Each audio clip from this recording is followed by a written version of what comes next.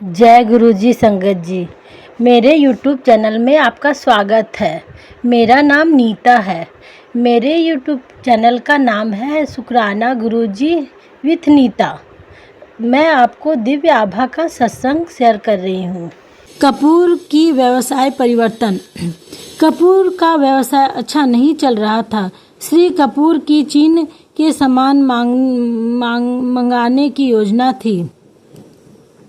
उनकी लागत में भी कमी आने का अनुमान था। गुरुजी को जब यह पद बताया गया तो उन्होंने उस योजना को स्थगित करने को कहा। उन्होंने कहा कि उचित समय आने पर वह बताएंगे।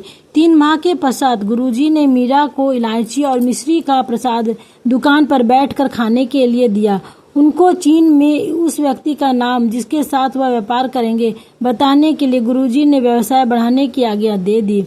गुरुजी ने यह भी बताया कि चीन में उनके संपर्क की नीयत में कोई खोट नहीं है। पिछले वर्षों में उन्होंने उस व्यक्ति के साथ करोड़ों का व्यापार कर लिया है और वह अभी तक कभी मिले भी नहीं हैं, ना ही उन्हें कभी कोई हानि हुई है। एक बार श्री कपूर दिल्ली के अति व्यस्त क्षेत्र चांदनी चौक में थे। उनके पास एक ब्रीफकेस थी जिसमें बहुत अधिक पैसे थे। उन्होंने अपनी कार को सरलता से खोलने के लिए उस ब्रीफकेस को साथ वाली कार के ऊपर रख दिया। कार निकाल कर वह घर आ गए। घर आकर उन्हें आभास हुआ कि वह अपना ब्रीफकेस तो उस कार के ऊपर ही छोड़ आए थे। वह अति व्याकुल हो गए और पुनः वहां गए। उन्हें विश्वास था कि कोई ब्रीफकेस उठा कर ले गया होगा। उनके आश्चर्य और आनंद की सीमा नहीं रही जब उन्हें वह ब्रीफकेस उसी कार पर रखा हुआ मिला। उस समय को वह गुरुजी से मिले तो उन्होंने इतना ही पूछा कि क्या उन्हें अपना बैग मिल गया था। जय गुरुजी, शुक्राना गुरुजी। ईश्वर की दया से केवल मीरा गुरुजी की दया से लाभान्वित नहीं हुई, उसके परिवार के अन्य सदस्य, पड़ोस की दुकान का एक कर्मचारी और चिकित्सा विभाग की अध्यक्षा उस सबको गुरुजी का आशीर्वाद प्राप्त हुआ था। कपूर दंपति पड़ोस की एक दुकान में गए और वहां पर गुरुजी का सत्संग करने लगे। गुरुजी के संस्मरण सुनकर वहां का एक कर्मचारी जो मां का अनुयायी था इतना प्रभावित हुआ कि उसने कपूर से जालंधर में गुरुजी का पता और मार्गदर्शन ले लिया। दुकान बंद होने के बाद वह जालंधर के लिए निकल पड़ा। गुरुजी के पास पहुंच गया। गुरुजी ने उससे पूछा कि उससे किसने भेजा है। उसे उत्तर मिलने पर गुरुजी ने उसको आलिंगन में ले लिया। कारण गुरुजी को ही ज्ञात होंगे। उसके बाद उन्होंने उसे वापस दिल्ली भेज दिया। अब इस व्यक्ति के परिवार में बहुत कलह चलती थी। उनके सब भाई आपस में लड़ रहे थे।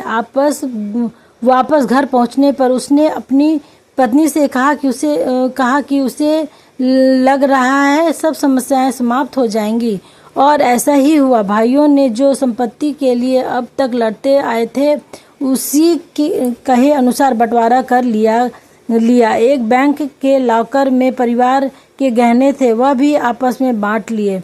एक मोती की माला पर एक कागज लिखा हुआ था जिस पर लिखा था कि वह उसको दिया जाए जो उसका अधिकारी है। उसे तुरंत गुरुजी को याद आया और वह उसे लेकर जालंधर आ गया। वहां पर संगत में बैठे वह दुविधा में था कि माला गुरुजी को दे या नहीं। उसे आश्चर्य हुआ जब गुरुजी उसके पास आए और उनके अस्थिर मन का कारण पूछा। गुरुजी ने फिर वह माला उन्हें देने को कहा।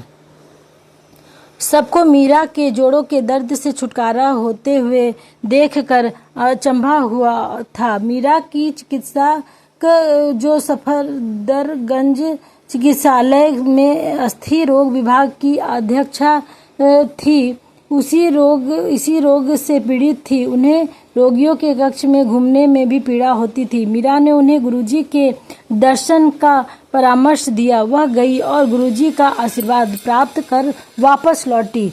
शीघ्र ही मीरा को उनका फोन आया। उन्होंने उसे बताया कि उस समय अपने रोगियों को देखकर आई थी और कोई वेदना नहीं हुई थी। उन्हें विश्वास नहीं हो रहा था कि वास्तव में वह अपना चक्कर लगाकर वापस आई है।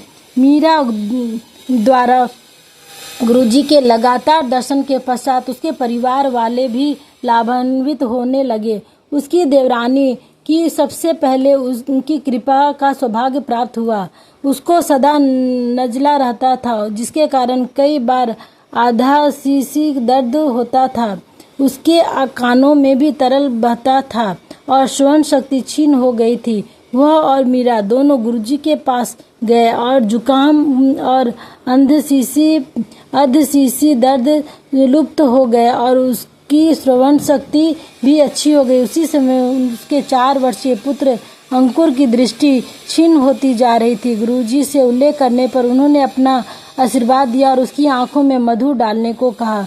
माँ को पता था कि आंख में शहद डालने से बहुत वेदना होती है, अतः वह हिचकिचा रही थी, पर मीरा के उस पर अजनबी भाव होने पर उसने अंकुर की आंख में मधु डाला। उस क्रिया से अंकुर को कोई दर्द नहीं हुआ।